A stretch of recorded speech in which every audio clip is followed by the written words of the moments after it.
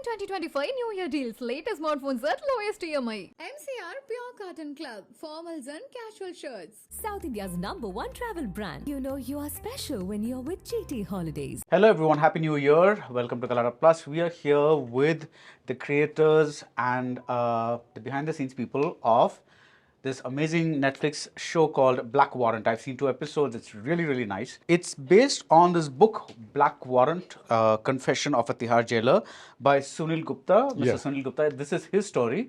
And it was co-written with Sunetra Chaudhary, who's also written another book about jails. It seems to be her thing, and we shall ask her a question about that. But first, a question to Mr. Gupta.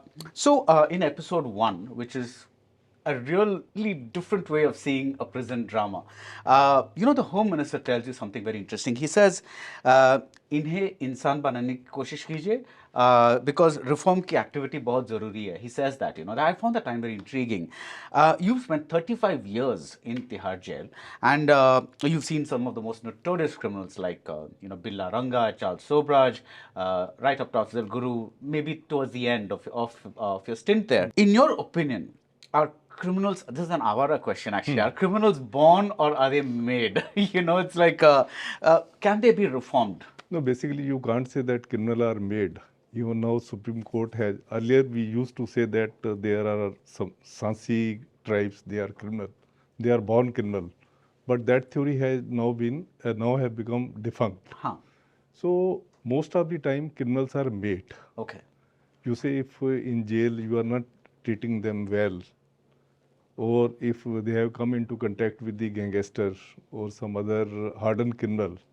So believe me, when they will be out, they will be a bigger criminal. Because when someone is a casual prisoner, has come to the jail for the first time, so if at that time we started our reformatory programs on him, then there are chances that he may not come back. Okay. This we have seen in Delhi when we started this reformatory program. Before that, our only function was safe and secure custody of the prisoner. Later on, in 1996, I think, this reformation, rehabilitation and their reintegration into the society was also added one of the function of the prison administration. So, main tool with us is meditation, yoga, these are and vocational training. These are the main tool to reform the prisoner. So, if we are successful, then you will see that the recidivism rate is low. Like I was telling you about Delhi, when we started these programs, reformative programs, the recidivism rate in Delhi was around 23%. After these our program, when we evaluated that what is the effect of these programs on the psyche of criminals, then we came to know that now this has reduced to 18%. So by this way, when you are doing your work, you are reforming the prisoner, you are completing your mandate, then criminals are reformed. Right. But if you are not segregating them from the hardened criminal or from the these gangsters, so then they may become, means if superintendent is strong, then these reformation program are well. But if superintendent is not strong, then you may say that jail are the deformity institution. Right. But I'm also asking about, because, I'm guessing you're talking about a majority of the criminals Yes. But then there are also these names, the ones who become stars in a way, because, like Sobraj or Bilaranga, whatever it is. The thing that makes them do the things that makes them end up in a place like Tihar. Yes. I'm not asking about science, but in your experience, what do you think? Are they wired a different way, or? You see that there are some people, the name which you have taken, both were the hardened criminal. Right. Ranga Bila, they were also previously in the jail, and Charles Sobra, he has been the bird, jail bird. Just to interrupt you, but that's a great way he's introduced to the show. It's just like he just so casually, the protagonist walks in and oh wow, okay. He's So having so many That's shades. yeah, I have just giving you this one shade. Yeah. He's having so many colors, so many Yeah. shades. So different shades I will be able to tell you. yeah. So when you are having the peoples who like the jail atmosphere, who like to meet the other criminals, who like to gossip with them. So when they will go out, they are having very low effect of reformation on their psyche. But if someone is casual, has come for the first time, then most of the time he will not come back to the jail. Vikram, we have seen many jail scenes in many films, right? I'm sure you did a lot of research for this project. When you were doing that, did you discover that the way jails or people in jails are shown in films is a lot different from what the actuality is? Well, because we haven't seen Indian jails in on screen, whether it's in cinema or in the streaming world, for a long time actually. If you think about it, like, There was like Ek Hasina Thi, we saw like quite a bit of Yeah. that, that kind of stuff. because in uske pehle you had Kalia and you had, there's a proper movie set inside a prison and that kind of stuff, like the whole idea of a prison drama. And I think in that sense, Shawshank has been the gold standard of prison dramas, at least from the 90s onwards. I think the difference here, at least our memory or our sort of like influence of drama of prisons is the American prisons or the European prisons. Right, so those upper level, lots of bars, doors open, everybody comes out. Like there's that kind of thing, which is cinematic in its own way. But Indian jails are not like that. And that's one of the early things we discovered very early, was that an Indian jail, especially Tihar, is courtyards, and those courtyards, so it's a series of courtyards. Which are the wards, and those have got like their little sort of like barracks inside that. Comes out, it's rather uncinematic. So I think the big challenge for us was like, how do you make this look interesting? Okay, that was your big challenge. It was a big challenge. Has to look. But that's good, right? I mean, like that's I mean, a challenge is always good for a filmmaker. So. No, it's great. I think we wanted to like I'm saying. So the as Mr. Gupta said when you spoke about Charles, I think what was exciting for us on this one was exactly the way you said the Charles's intro. Was like when we read the book, it was like, oh my God, that's actually how it happened, and you're like, okay, I'm sold in this, in this moment. So I think it's the drama that's kind of like pulling us along. In this one, but to your point, to your question, actually, we did a lot of research, found that Indian jails are quite different, and then how do we much better than I must say much better than American jails. It is. Here we are having open space where they can play. It's true. They can talk to each other. But they not can as sing. clean, those They can scenes. sing. They can dance. Everything. But in Western jails, this is not allowed. This is not allowed. Okay. Sunetra, your earlier book was also about jails, Prison Tales of India's Most Famous.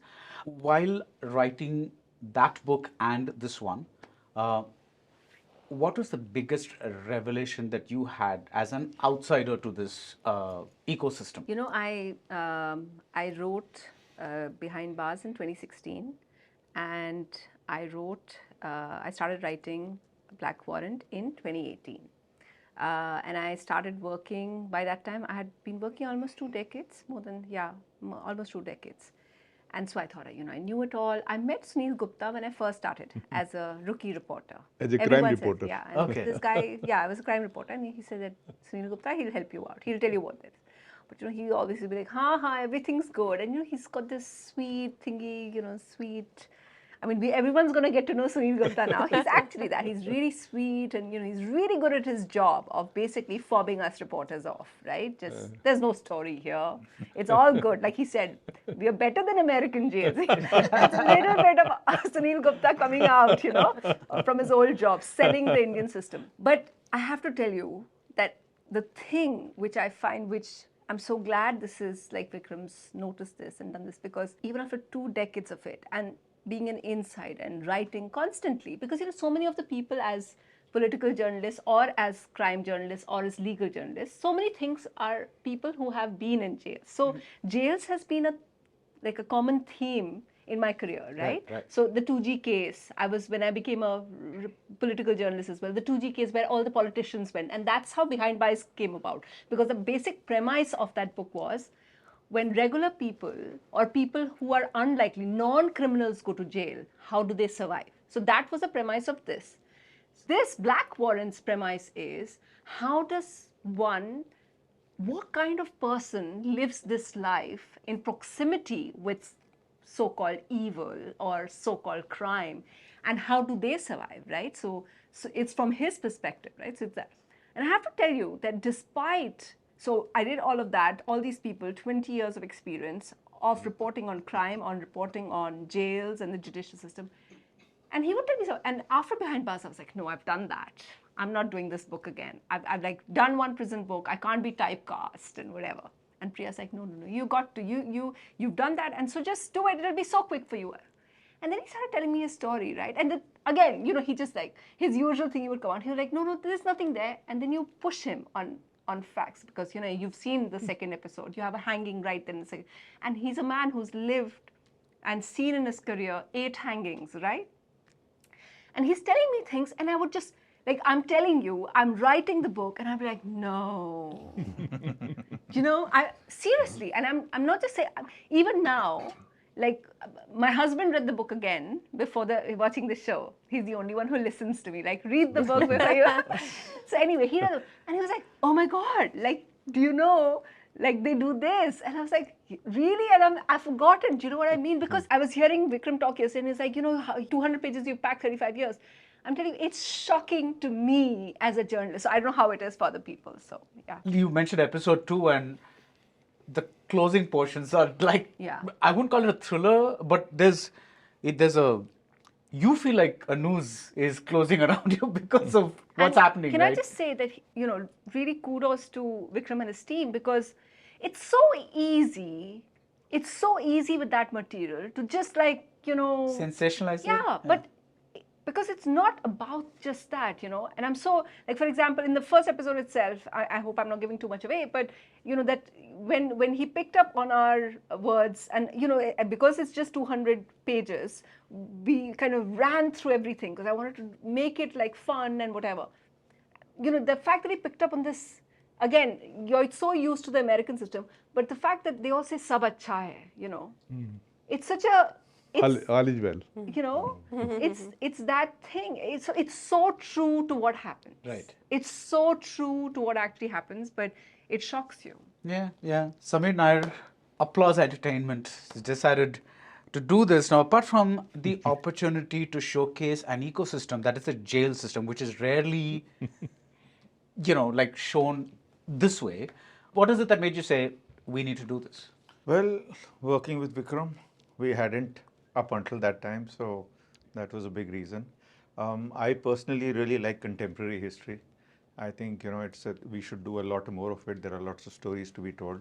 So this is a really nice slice of contemporary history, spanning an interesting period of India. Yeah. Importantly, we read the book, we saw the material Vikram was developing and the conversations we had. The one thing we were clear, and you can see in the show, is that it's not a documentary by any stretch of imagination. We haven't tried to be in that sense. So it is, to that extent, it is an inspired account of the life of Sunil Gupta at Tihar. It's inspired in that sense. There are many things that happen in it which are being, because it's supposed to be an entertaining show. It's about young adults. It's about first job, coming of age. It's those kind of things. And a lot of people are young. The young Sobraj, the young, everyone in the jail is young. They are young people. it's not a dark, gritty, the underbelly in that sense. There's a lot of hope in this story. So I think that was the plan always to, it's amazing that it's come out exactly like that. I mean, I remember when I read the first episode, and I remember that last line with Sobraj telling you that make friends, old chap, enemies, they make themselves. So he loved that line. and for 2 years, I've been waiting to tweet this. But now we can find it. That's a great line. He took a photo of the script. He took a photo of the script. He sent it to me. It's the kind of stuff you want to put on Instagram. So it's like you want to react, and then I'm thinking like, okay, but what can I tag it with? I can't write hair, can't write black, or can't write hair. I said, and Ajib, me suddenly quoting Charles Sobraj. might be off. Yeah. But no, so I mean, I think it's... No, but bad people usually have the best coach. Yeah, they You know, always have the best. because, you know. In fact, if you have a good coach, then you become bad.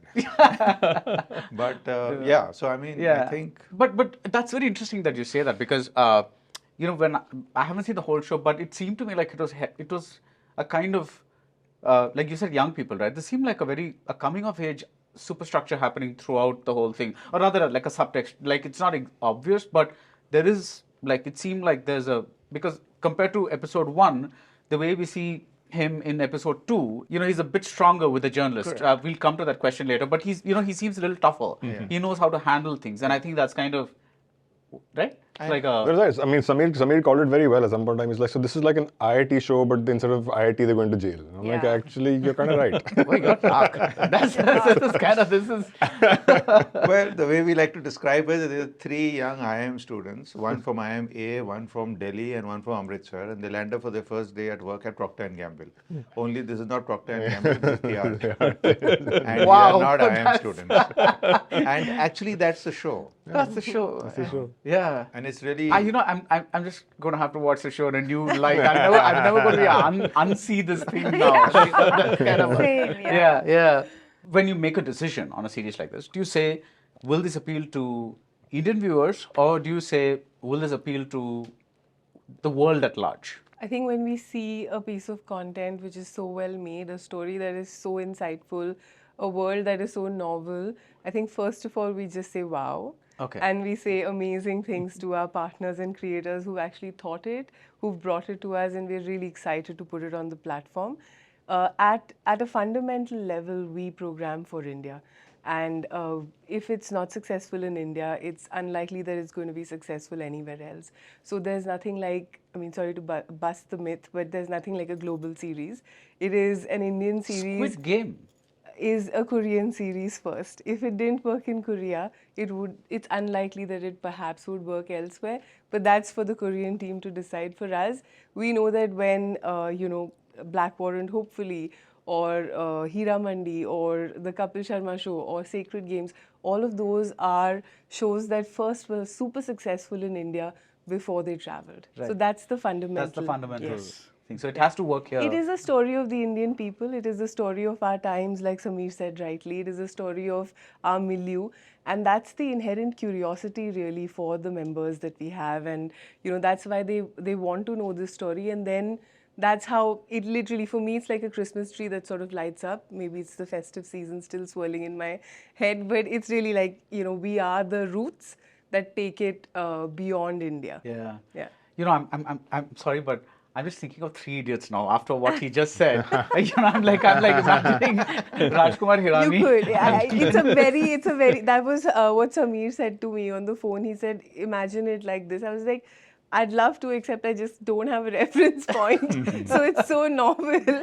And, you know, I think Mr. Gupta's story is also really unique. The way Vikram has presented the story. Overall, it's just such a novel telling. Yeah. It's something that is an experience, and we're glad to sort of have it on the service. I think Sunetra's a little bit shocked that, oh God, this is what I wrote? Just kind of, you know, so. Mr. Sunil Gupta, did you find that that the Sunil Gupta who entered Tihar jail, 35 years later, the Sunil Gupta that exited Tihar jail, what had changed fundamentally in this person? Basically, a lot it changed. Completely, you can say, completely new person. completely new person. Basically, when I joined, I was very hesitant. First, my parents were not agreeing that I should join this service. But I was having attraction for khaki, so I joined. Thereafter, I met with so many turbulence inside the prison. So I met with so many things which shaped my this personality. And later on, I was totally convinced that we have to adopt, shed this conventional approach of treating the prisoner, and we have to adopt new approach. A new approach was to treat them just like any other individual, and we have to see a soul in every criminal. Like we see soul in outside people, we have to see soul in every criminal. So when you will see the soul in every criminal, then you will be very human towards him. So you see, these meditation programs were much successful. Then these are successful outside. Mr. Goenka, S.N. Goenka of Vipassana meditation, he lived in the jail for, you can say, 12 days. And there the biggest of Vipassana course where 1200 prisoners participated was conducted, and it was very successful, very successful. And it were the words of Mr. Goenka that it was more successful than it has been had it been outside. So these programs are having very salutary effect on the psyche of the prisoner. So in this new approach, I played a very big role. Right. I played a very big role, and it was because of that so many our prison bosses were successful and claiming that this reformative policy has succeeded at the heart. Right. So that completely changed me from a jailer, timid jailer, to a, you can say, a normal person who can handle the things in the jail perfectly. Right. But was there also that's at a professional level, but also at a personal level, do you think maybe did you become a little more cynical, more bitter about things, or realistic about things? I mean, any personal, changes? I myself become more positive, you can say. More positive? Yeah. Lovely. I myself become more positive. Basically, the jails are the school to reform the criminal. Right. We have to hate the sin, not the sinner.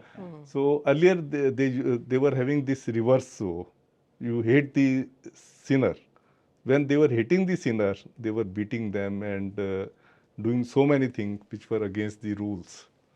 So when we introduce this meditation, etc., for the prisoners, I also ensure that the prison staff also should undergo that meditation with the prisoner, sitting with the prisoner. So in the jail, I myself had gone 2 or 3 these meditation courses, and I find that these courses have improved my capacity and have bigger reformer this role to me than to the prisoners. Sunetra, your profession as a hard news journalist is represented by Pratibha Sen. Rajshri Deshpande plays her. It's a very sharp episode and like a sharp bit in episode 2. Yes. Now, she's come to interview Billa Ranga at Tihar before the hanging. And when Mr. Sunil Gupta Zahan asks her about, talks about various things, she says, don't you want to know the truth? I mean, those are the exact words she used. Don't you want to know the complete truth? Do you think it's ever possible to know the complete truth? I think so, yeah. Okay. But I mean, truth is obviously subjective, right? And I think that is what we have over here. Truth is subjective. I mean, it's from a person's, Right. from a No, perspective. person to person. Now, if you're going to say what exactly happened during Ranga and Billa's hanging, right now, what you're seeing on screen when you watch the show or in the book, you're seeing Sunil Gupta's perspective, right? Yeah. And we're very clear about that. And so, obviously, all the various people who are present there, they all see things. We all focus on different things because we also bring ourselves into it, right? Like, for example, I'll give you a little thing. Like, in my writing, I focused on certain things about Sunilji. But Satyanshu, who's the writer of the show, he found other things much more exciting, right? So he focused... Can you give an example? Like, for example, the gang rivalries which are shown on screen. And they bring the show alive, right? They also tell you so much more. And I knew it. But, me as a person, I don't find that... I mean, I knew, and, Sunilji wanted to keep pushing me towards that, saying that Tyagi gang and what gang and whatever. But, as a person, I focus on what drives me is, the psychology of people and why people are acting the way they are. And one of the things that has stayed with me, and I said to Satyanshu, are you not going to use that? He said, yes, wait, we've only got 1984, we'll get to it later. Was, to me, one of the driving things that Sunilji told me, and that just got me. He said that, you know how people in jail are different? The people who work there, he meant himself and everyone else who works there. And he said that if you ask, the joke in the jail was that if you ask a jailer, you can have anything you want, but remember your neighbor's going to get double that. The guy will think and think and think, and you know what he'll ask for? He'll say, blind me in one eye. Now, what kind of, as a writer, that drove me insane. I was like, who are these sick people? So he said, ye hamare log hain. Negative personality. So I was obsessed with this. The psyche of the... Yes. Yeah. But Satyanshu, very nicely, in writing it, he brought all of this alive, which, I mean, right at the word go, and I think a lot more of it is in Behind Bars 1, because people went through that and they were scared of it, was the whole blade bars, right? And it's there in the trailer, right? You're getting like slashed. There's like slashers moving around the jail. Yes. And one of the ways that you identify, because I've spent so much time with people who've, Sunilji's on one side, but I've spent a lot of time with people who've been inmates, right? And they're terrified. I mean, you have to befriend. And that's so true of the show as well. You have to befriend one of the gang members if you want to be safe from the slasher, right? So Satyanshu's, in his conversations, brought that right. But that's what I mean by truth being subjective. It's what you focus on. It doesn't mean that your truth is... I know a lot of people will be like, but, and they have said to me that, your thingy, you are this bleeding heart journalist.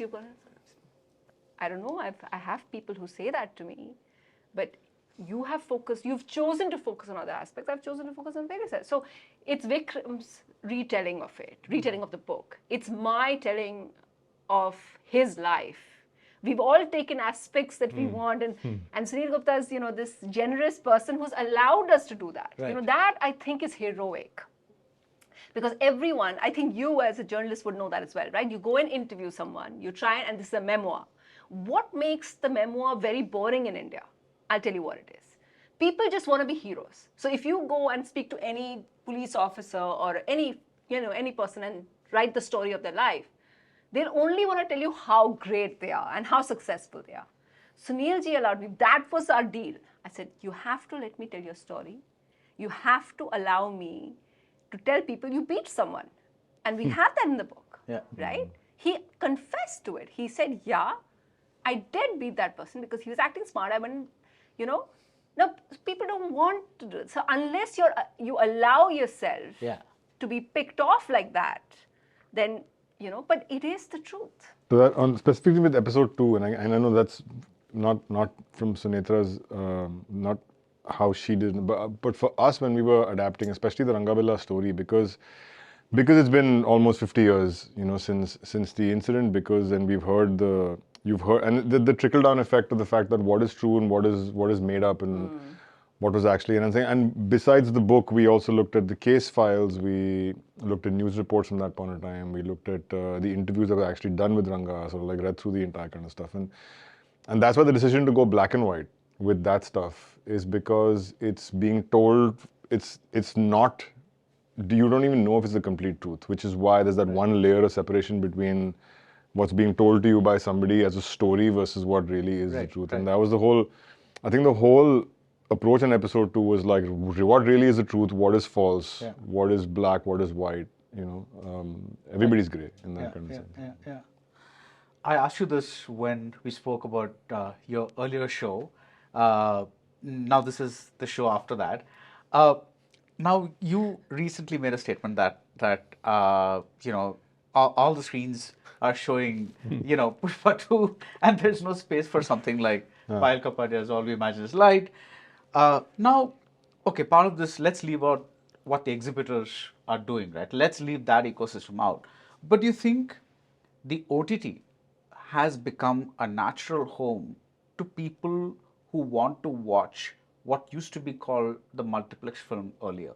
And therefore, these films are not going to be in theaters for very long. Do you think that's the case? That's always been the case. I don't think that's changed. Whether No, but pre-COVID there was you. I mean, maybe not. I mean, if you look at the numbers right now of what's actually, if you compare apples to apples, Aubrey Imagineer's Light to Udan, which was almost 15 years ago, pretty much the same trajectory. The fact of that the film is played in the theaters for 6 to 8 weeks, and eventually the life of that sort of film will land online, whether it's official streaming or unofficial streaming. It'll land online, where the life of the film then is kind of like left to people to see it. Beyond that, yes, pre-pandemic, I think pre-pandemic also, but also pre the actual sort of like coming of age of the streaming services, you had to go to movie theater to watch any kind of movie, whether it was big, small, whatever. Today you don't. Some people prefer that convenience. Some people still want to go to the theater. I think right now our entire industry, especially theatrical, is going through that bit of a churning as to like we're trying to find our feet again. Right. The signs are there, and the fact that if a film is good and if a film ends up being allowed to breathe inside movie theaters and allowed to, which is my rant, whatever it was against the systemic thing of like just choking something. It wasn't about Pushpa. It was about you can't have that level of monopoly. No, I don't. Let's say any big movie. Let's not Whatever. take this particular one. But you can't have that level of monopoly. Yeah. Was where I was kind of coming from, and signs have shown last year that when you've allowed a 12th fail to breathe, it succeeded. When you allowed Lapata Ladies to breathe, it succeeded. These films succeeded, and then they have a second life that happens on the streaming services. So there's a coexistence, but you have to allow them to breathe. You can't just choke them on the opening weekend saying, "Nahi yaar, your per theater average is not as much as that one." It's never going to be. It's never going to be that. The fact that you're allowed to breathe on like in a show, as opposed to having to do something in 2 hours, 2.5 hours. Oh, 100%, 100%. That it's kind of changed you as a filmmaker, like as a writer, as a filmmaker. 100%. For me, I mean, honestly, since Bhavesh, I think that everything else I've made has been for streaming, whether it's movies or whether it's been series. I've had a great time doing Black Warrant and Sacred Games, as well as Jubilee.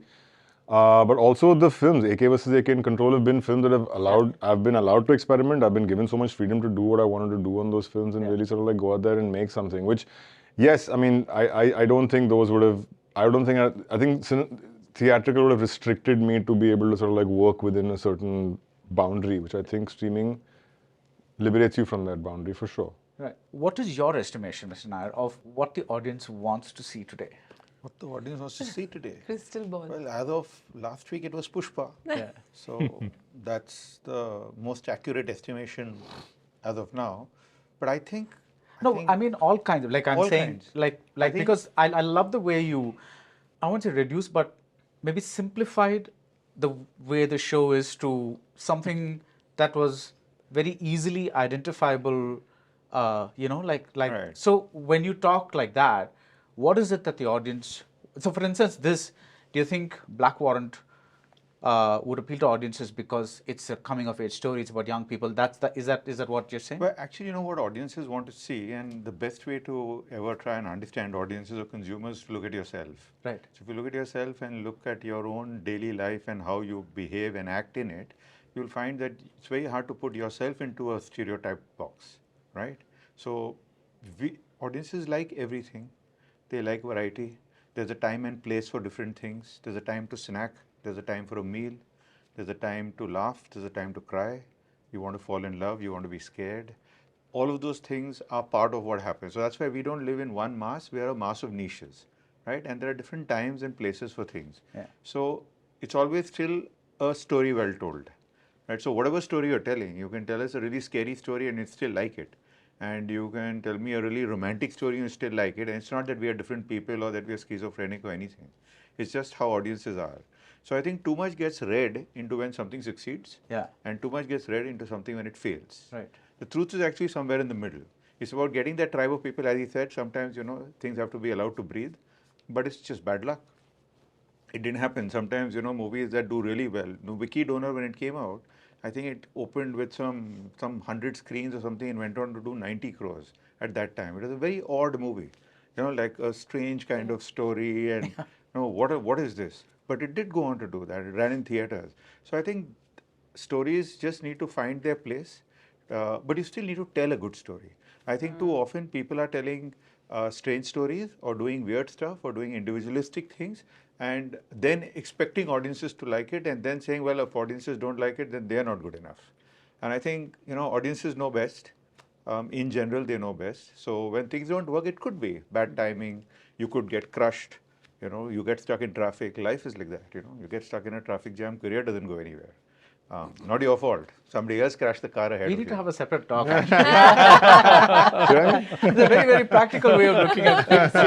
But that being said, I think so. That's what we've been trying to do, and and I think Netflix has now, ever since Netflix happened to the world, it's become the ultimate gold standard of becoming this single place where all stories exist, all kinds of stories. Like I'm watching Our Oceans.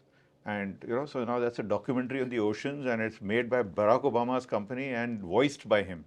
So I'm having a bit difficulty with Attenborough versus Obama and who I like more. Yeah. But so it's just choices and things. So I think people like everything.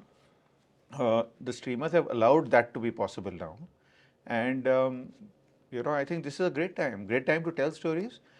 Great time to put them out theaters. I agree with you that it's tough, but it is what it is. The business is the business, Right. and people need to make money. They have metrics to achieve, completion rates, new subscribers, all sorts of things are required.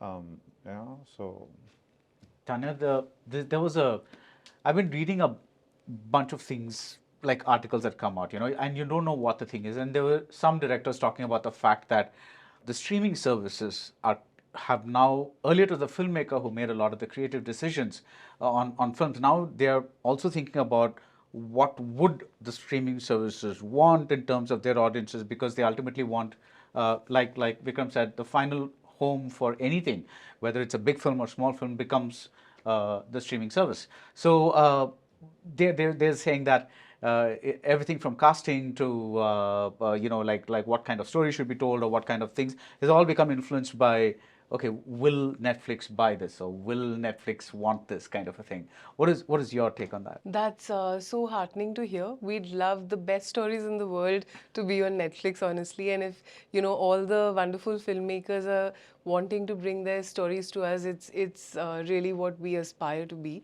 the home for the best stories in the country, and hopefully take all of those wonderful stories to the world. I think what audiences, to your previous question, very interesting, something we talk about every single day, I think in every single meeting, internal with the team or externally, is what is it that people are seeking.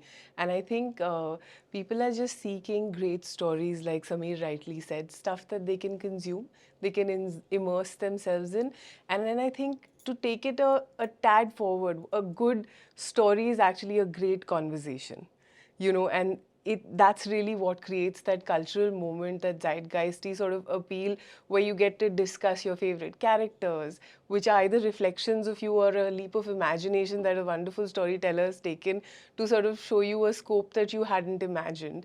So I think when stories and conversations blend, that's really like the best outcome. Look at the trajectory of Lapata Ladies, from the theaters to Netflix to now really going and taking the world by storm. Similar thing happened with RRR, very different example, but an original story like Hira Mandi or IC814, all of these are stories that are uniquely Indian, told as original stories on Netflix, and have found interest, like huge interest in India, but everyone sort of consuming them across the world. Every single week last year, there was an Indian title in the global non-English top 10, which is a huge feat for our Indian stories. So audiences are just seeking fresh ideas, fresh stories, well-told stories, to Sameer's point, and I think new experiences that they can sort of literally come home and experience a diverse set of genres, a diverse set of ideas, a diverse set of voices also, I would say, so that every night just feels like a different experience to them. That's the way we would consume. Yeah. So there's always been this debate about, do reviews matter with theatrical releases, right? Because it's like reviewers are always accused of strangling a film or like, not giving the review should come only a week after the film, so on and so forth. It just goes back and forth. When you have something like Black Warrant, like streaming, do reviews matter? Look, we're human. We're not just platforms. Yes, reviews matter. Of course, we want to know if our members loved the show or the film or the documentary, whatever the case may be. But I think the true sign of success is when your audience is talking about it. You hear them. You know that when it's on your family WhatsApp groups and when it's in, conversation in your buildings and generally friend circles beyond the echo chamber, really. I think that it's successful. People have liked it. As Netflix executives, I think we're walking, talking recommendation engines. Like people literally stop us and say, okay, tell me what to watch. And then, it's a great conversation that they engage in saying, I like this, I didn't like this. So it is something that you tune in subconsciously or consciously, and you're aware it's not just about the critics, it's about, I think, the audiences. For us, we are, I think, foremost looking at what our audiences want, and they are our biggest critics. Yeah. So I hope this gets good reviews. I'm tell very me. sure. But Mr. Sunil Gupta and Sunetra, both of you, Yes. first of all, thank you for the book, and Vikram for the show, and for bringing it to us. I think because this is, a very interesting way of looking at, like he said, it's we tend to look at history as broad in the day, strokes, yeah. like something that happened, and like this is a very human story. And the other thing about biopics that you said that we make very boring memoirs. I also think we make very boring biopics. And this is, at least from what I've seen, there seems to be an inner life that this character is taking, which is very different from the usual biopic. Like which you rightly said, there's always a tendency to valorize the person simply because either whatever reasons you tend to see a kind of a superhuman kind of person, and I think it is credit to you that you allowed your I don't know if I should say this, but flaws to be exposed while researching the show. You're trying and looking at criminals as, are these bad people or good people? What is your take on that whole thing? It's like, because, like, for example, if you take Anurag's Raman Raghav, for instance, you don't see that person as human at all, right? It's like, whatever reform, whatever we may talk about, the way that is, it just seems like somebody is wired a certain way and is kind of, doing certain things. But has your view of that changed now? No, I think I feel, and this is not specifically to Jay, I think that there's a tendency for us to be able to always, if there's something that society at large feels is whether it's criminal, whether it's wrong, there's let's sweep it under the carpet and let's put it under lock and key. The whole concept of jail being lock and key, band kar do andar, let them rot inside. Which yes, it's great for when you put it out of your mind, but at the end of the day, then what? And it doesn't apply just to criminals. It applies to a lot of things in life. There's a sense of like just under the carpet kind of stuff. I personally feel that reform is like the Home Minister says, reform is necessary. And I like what Mr. Gupta, like in the book, the whole attempt at being able to say, and the fact that, hate the sin, not the sinner, and the fact that everybody has a chance to reform. Yes, there are some people who are beyond reform, and you know that, you can see it. But it's not everybody. And even if I believe in that thing, even if one person is worth saving from the entire thing, then you must be able to try and sort of like go out there. 10% are criminal, 90% are, you can say, they are not criminal. Right. Yeah, so it did help, and I think that it maybe the book and doing the series is kind of like, and visiting the jail and seeing that kind of stuff is also just enhance that feeling. But yeah, I feel that way. Yeah. Any last words? No. No. Just I thought you'd give us this lovely anecdote to wrap this up with, or a new way of seeing we're something. just excited. We're just excited to release this. It's a great start of the year. Yeah. And hopefully this. And to go with your point, I do think this is going to generate a lot of discussion, because there are discussions built into the very premise, right? Because good, evil, all these things. So yeah. I actually also, to your earlier point that you were making beyond the biopic, and one more thing that you said, I also think this is a great subversion of crime, as a genre. And we've been looking to sort of take the legacy of Sacred Games and really like find a new dimension to the genre per se, it had to come from Vikram, and we're delighted about that partnership all over again. But I think the nuance with which he tells the stories of male protagonists, and in this case, crimes through the lens of authority, it's really unique. And the partnership between Andolan and Applause and us, it's something that we're really excited about too. So fingers crossed for the 10th of Jan. Yeah. Do you have any thoughts about the name of his company? I support all this stuff. Apparently, he was not getting the name. Yeah. When he applied for the name, he wasn't getting it. Okay. So Yeah, I said, that's you the can't. story I said, in why? itself. Revolution can't be a company name. I said, what do you mean? It's not possible. So I fought back and eventually got. So you revolted. I revolted, yes. I revolted. I said, this is my what are you talking about? It's a He film wasn't named after my also. grandfather. No, then they got all senti. I said, fine. Nice. Thank you, everyone. And It's good luck very- for the show. Thank you. Darling 2025 New Year deals. Latest smartphones at lowest EMI. MCR Pure Cotton Club. Formals and casual shirts. South India's #1 travel brand. You know you are special when you're with GT Holidays.